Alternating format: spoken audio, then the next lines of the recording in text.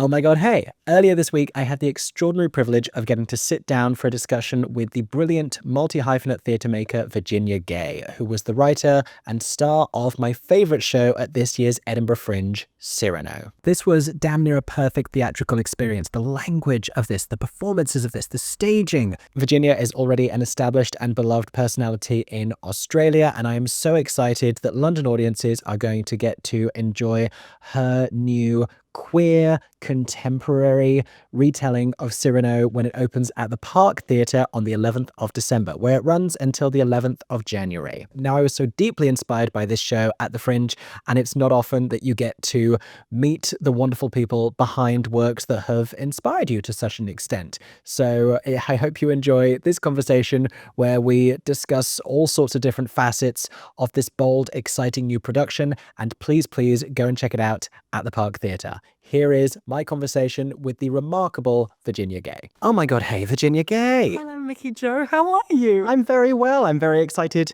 to be getting to meet you. I feel so honoured. I feel so honoured. There was such a ripple that went through our cast when you were so kind to us in Edinburgh. Everybody's like, Mickey Jo loved it, Mickey Jo loved it. It was this wonderful thing because I kind of remember in the end, just over 60 shows during 2 weeks at the Fringe. Not only was Cyrano my favourite thing I saw, but it came at the perfect time when you're starting to get a bit fatigued and you're like, okay, and this one's, and that's that topic, and sure, and everything's doing the same sort of groundbreaking stuff. And then something that just so perfectly encapsulates what I love about theatre, which is what your show does. It restored me and I was giddy after I saw it.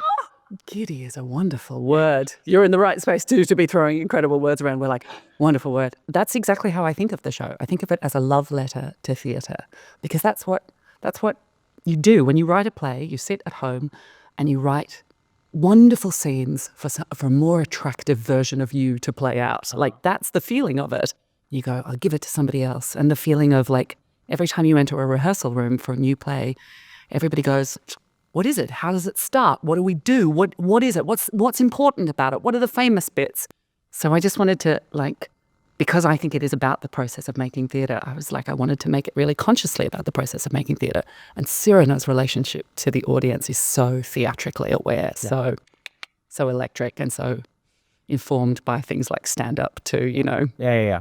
We should acknowledge the nature of this particular production being, it's described as gender flipped, but it's so much more than that as well. It's this queer exploration of it that uses the classic story as a jumping off point and then goes wonderfully off-piste, I think. It's exactly that, because how can you tell this story, this classic story, this grand romantic gesture, if you're telling it now to a modern audience with a modern cast speaking their own language, you've got to acknowledge that it's catfishing. You've got to acknowledge that it's a very flawed sense of love and romance. So you have to investigate that. And again, that's what we do with classics. That's when we put on shows as they once were, still every piece of casting, every way you deliver a line, every audience that you play to asks you to go, what relevance now? Yeah. Why now? Why this now?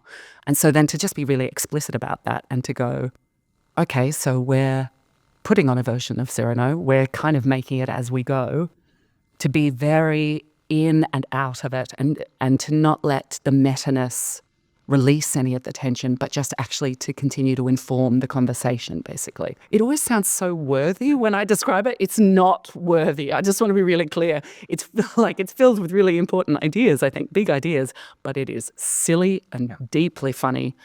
And my favorite way to think about how to change the world, make it funny and make it hot. Nice. It is, I think, aside from anything else, it's probably the most accessible version of Cyrano, right, both because of the nature of the tone and the language, but also because you turn it over so many different ways, more so than the original does, really, in the conversation that Cyrano has with the players and then with Roxanne afterwards, and the reconsideration of everything that's come before. I was so struck that it had never occurred to me the queer implications of Cyrano, because you have this person who, in every other way, is perfectly suited to the object of their desire, but in the original, it's the nose. It's he doesn't look right. And the implications of that resonate so much with queer people. It's exactly right. This feeling of just being one chance, being born in just slightly the wrong body. Yeah. And I think it's true of the original too, with the original genders, this idea that this beautiful godlike man, I could never be like Christian. You know, it's almost doesn't matter the gender of the first of Cyrano. It's about like this idealization of this other body, right? Yeah, I love the feeling of as soon as we took the nose away, then it became about the body. It just is so clearly about there is something about this body that I know makes me unlovable. And I really agree with you that this feeling of like, I'll make myself the most interesting person in the room. I'll be so interested. I'll be your best friend. I will give you the best conversation of your life. And I'll survive on scraps of your love is a queer story. It's like the queerest, right? Yeah. We're always the most interesting people in the room. But there's certainly, I had to learn to get over the sense of like, don't come near me though, because you'll realize that this is all a facade and that there's something inside me that is going, oh God, sorry about this, you know? Yeah, which comes through beautifully in the play. Was it clear to you from conception, from writing it, I'm always going to do this. This is for me. Yeah, I saw it. So I saw the James McAvoy, Jamie Lloyd. I was going to ask you this. Yeah, I saw it. I saw it on a Thursday afternoon, 2 p.m. while I was doing Le Clique in the evening, just before the apocalypse. And I was like, oh God, I don't want to drag myself to the theatre. Thank God I did. Changed my life. As soon as it started, I got about a scene and a half in, and I was like, I have to play this role. I have to play this role. I've never seen a role that speaks more to me because it requires such verbal dexterity. It requires such physical acuity. Like it asks everything of you as a performer. And I was like, where are roles like this for women in the canon? They simply don't exist. And in fact, I would say that they don't exist a lot in modern writing too. I'm like, where are these roles for women, for smart women? And so I went at interval and I got 2 copies of the script of that translation. And I was like, I will take this translation back to the MTC. I was doing it in my head through the show. I was like, I'll take it to the MTC. We'll do that. And I went back in after interval and I forgot that because it's French, everybody dies. They go off to war. Love is impossible. It's a noble sacrifice. You know, they were surrounded by war at that point, France. You know, they'd just come out of wars. They had more wars. So like they had to make the logical point, like sacrifice is noble. But that's not the world that we are living in right now. And if you have a queer female Cyrano, then I cannot be a part of storytelling that says that queer love is impossible. Cannot be a part of storytelling that says kill your gays. Okay, so then knowing that, how then do you jump the tracks of the old narrative? But yes, to answer your question, yes, I have always, I wrote it because I was like, I want to challenge myself with this. I want to give all of the great bits of Cyrano to see if they could come out of my voice. And now I'm really interested to see if somebody else can do it. I'd be thrilled to see someone else do it. I want to see Emma Darcy do it. I want to see the next version of this. I long to see it in other bodies, in other voices. It's really exciting. One of the many interesting things about your adaptation of it is it's directly in conference with the classic and with the traditional by way of one of the characters on stage who speaks to this is the usual version and this is what would normally happen. And so it's sort of acknowledging that as well. And there's always inevitably this conversation around like, should we be tampering with classics? What are your thoughts on that? Yeah, listen, I think I get asked that quite a bit, like, would you change the ending to Hamlet? And I'd say, no, I personally am not going to go around changing the ending to Hamlet because I think Hamlet is, everybody holds on to the tragic nature of Hamlet. Everybody keeps that in their head. But there have been so many versions of Cyrano since the original that have taken the rom-com setup and taken it towards a rom-com. Obviously, Steve Martin's Roxanne is a very good example. The Truth About Cats and Dogs, an incredible Janine Garofalo film from the mid-90s. That rom-com setup of like, I've got the words, he's got the body, she's got both and wants both, what do we do? Is a very kind of exciting and edgy and super queer like setup. So I really firmly believe that you can't tell old stories without acknowledging that we are in a new world, that we are talking to a new audience and they have different morals and they have different expectations for their characters. I think you take what is useful from the past and you give it to new voices and you say, run with that as far as you can towards the future. Leave what drags you behind, leave what drags you down, and take us somewhere new. I find that really exciting. There's something about pulling the rug from underneath CYRANO as a character who knows everything and who almost sort of believes that they are existing within CYRANO as the traditional narrative would be. And then there's more agency than ever, I think, to Roxanne, who says, well, CYRANO does not write her story. And how dare you? How dare you partake in these old stories when when it feels like we're existing in the modern world? Yeah, I'm a firm believer that a CYRANO lives or dies on the strength of its Roxanne. And we are so lucky to have Jess Whitehurst. She is so incredible. And I worked as hard as I could to write for Roxanne.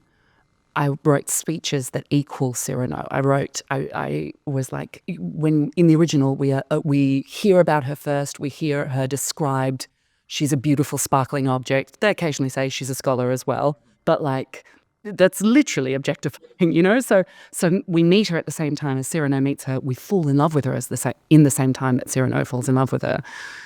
And it's because of her sparkling brain. It's because of the way she thinks outside the box. You know, CYRANO can't follow some of her passes. That's how swift she is. And that makes the betrayal, of course, all the more dreadful. Yeah, but a Roxanne who also, like, how do you write the balcony scene when you know, as a grown woman in the world, you know what you're doing is wrong, right? So how do you write the balcony scene? I tried to give her as much agency as possible in every point. She knows her body. She has sexual agency. She knows her body. She knows what she's asking for, and she's not afraid to ask for it. Fantastic. Great. There is still betrayal in there, but the sense of like, she is living life as much as she possibly can on her terms. And I find that really, really, really exciting and really, really complicated. I want to pivot back to how fun it is in the show and the community building that happens within the audience. I sat down to watch this. You came over and handed me a piece of particularly dirty lesbian poetry. Yes, I'm glad you got the... Oh, so great. Yeah, we give out poetry at the beginning. It's one of the most beautiful... It's truly one of my favorite parts of the show. The feeling of... It feels like we're starting a flirt with the audience is what it feels like. We're going like, hey, I see you. We're in this together. I'd like to make a little connection with you. I will tell you too that it also serves a very specific dramatic purpose. It's not only about welcoming people to the space and saying we are all in this together, but it's so cheeky. It gets you on side with me, and it keeps you on side with me much longer than you should be on side with me. Yep. Because it's about a personal connection. It's about like, hey, we're just chatting. We're just building some bonds here, because I do some really bad things. CYRANO does some really bad things. And I need every thread that I possibly can to hold you close to me in my decision making. It's a lovely way to start. We also give you streamers, of course. And what is, I think, very charming is that this, like, that's how I think about theatre. I think about theatre as like as a welcome, and we're all in the space together. Of course, I haven't existed in a British world before. And oh my goodness, sometimes the sense of like, no, not for us, no thank you, that we sometimes got was truly, we were like, that's absolutely fine. You know, we're not asking you to do audience participation or anything, fine to drive. But the feeling of like, absolutely fine. What's glorious and what has been beautiful is seeing that by the end of the show, those people are also throwing their streamers. Those people are also like involved in the experience of the show. But what a way to start. We're just helping people sit down. In fact, theatre is an act of service. This engagement is an act of service. Hello, thank you for coming. We can't do this without you. Please come, be welcome. What do you need? How can I help host this party for you? Yeah. I love that. How was the Edinburgh experience? Because Traverse, one of my favourite places, where the show has this thing, unlike a lot of other venues, where it would be different performance times every day. How was doing like the 10 a.m. versus the 6 o'clock? We were all ready to dread the 10 a.m. because we also did the 7 p.m. show the night before. Oh. So you do the last show the night before, and then you do the first show the next day. And we were always like, this will be terrible before the first 10 a.m. Turns out 10 a.m.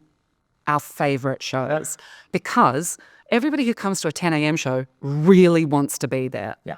Absolutely. Lots of performers too who couldn't make, shows that clashed at their time. But the feeling of also the subscribers of the Travis, they're there. It's early in the morning. They've just had their coffee and their porridge. They're ready. They're ready to listen and to watch at 10 a.m. in a way that often at 7 p.m. after sometimes people have seen 2 or 3 shows, they're like, no, just please don't engage with us. 10 a.m. shows turned out incredible. And then you had your whole day free to go out and see incredible pieces of mad, scrappy theatre. I mean, I love Edinburgh, and I've done so many Edinburghs, and I didn't know you could have a good one. Yeah. I didn't know it existed. I had no idea. So many times I've played to fewer people in the audience than there are on stage and been like, oh, well, here we go again. But the feeling of when Edinburgh is an incredible experience, the feeling of the eyes on you and the feeling of being the talk of actually when you were like, number one, we were like, what? This is incredible. Oh my God. The feeling of being a hit in Edinburgh was truly, truly extraordinary. People come from all over the world to see things there. It's a mecca. It's a cultural mecca, as well as being a cultural marathon. There were some nights, my God. If you ever need to go and see a Reuben Kaye show, which you absolutely do, just to be clear, then you're dragging into sort of 1 a.m., 2 a.m. And I was like, I got a show to do tomorrow, Ruby, come on. But you can't tear your eyes off him, so what are you going to do? I think I was at the same CYRANO show as Eve Blake as well. Way. Oh, fantastic. And Chloe Pitts. Yes. Yeah, great. Yeah. Eve and I are very dear friends. We are part of a group chat, which is currently called The Vulvan, because we all wanted to talk about our vulvas all at once. Famously, there are women, over 3 women have a group chat with a completely psychotic name. You're like, yeah, it's true. That's absolutely true. Eve Blake's one of those. We started as The Coven, and then we became The Vulvan. Just everybody wanted to talk about their vulvas. And this is the content that I think will really sing for your audience. I think that's your next piece of theatre. I think you only... Vulvan, yeah, great. Yeah, obviously, she was over here doing Fangirls. I mean, what an incredible opportunity for her to, and the sense that, this little scrappy show that she made on GarageBand in her room, she doesn't play any instruments, was at the Lyric Hammersmith. We're like, that's incredible. And we should say we're sat here in the Park Theatre because CYRANO is coming to the Park from the 11th of December to the 11th of January. How's the road been from Edinburgh to here? Has it metamorphosized at all in this new rehearsal process? Yes. And what's thrilling about that is that because I think CYRANO is a love letter to theatre, we're honouring all of that. We're saying to the wonderful Joseph Evans, okay, what do you bring to this character of Jan? Okay, how does that ripple through everybody else? Okay, that's your instinct. Interesting. That hits me in a different way. How can I engage with that? And that feels so electric and alive, and that's what theatre should be. Each casting decision informs. Each person that you cast brings something of themselves to the role. We're not just cookie cuttering. We're going like, what are you? What do you bring? Do we get to play with it? Oh my God, amazing. And this theatre is very, very, very different to an end on Cross Arch, which is what we have at the Travis. And so again, we're just going, all right, so if the audience is there and they're on 3 sides and they're also up there, how do we... God, you're right there, aren't you? Do we go and sit with them? How do we? Don't be stressed. It won't be stressful, I promise. I won't ask you to do anything. But that feeling of like, okay, so it's also kind of in the round too. So we've essentially reblocked the entire thing. And we're just constantly excited by what can be new in it. New audience, some new performers, new shape. What is it now? Yeah. It's really thrilling. Also, because I have ADHD, it's very, very pleasing to my brain that it's not just the same thing. We keep the heart of it, but its expression is different and electric and alive. It's good for my brain. Yeah. And this production has affected people hugely. It was Eve who told me about the audience member in Australia who'd had a tattoo. Yes, there was a tattoo, which was very beautiful. There was also people get married to the final scene, which is kind of amazing.